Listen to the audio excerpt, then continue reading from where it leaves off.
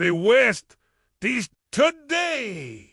We got some very interesting news from the Eastern Mediterranean. An Israeli ship was reportedly hit by a Russian anti-ship missile in the Black Sea. Now, we don't know the reason behind this attack.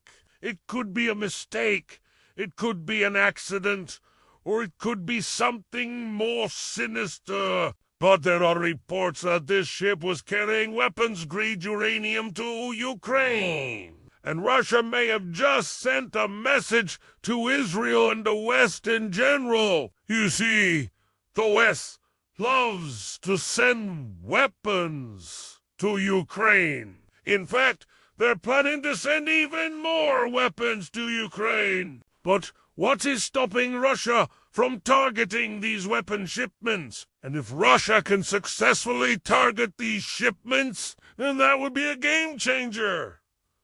Because it would mean that the weapons that the West is sending to Ukraine are not making it to Ukraine. They're either being destroyed or they're being sold on the black market. And by the way, this is not the first time an Israeli ship has been targeted.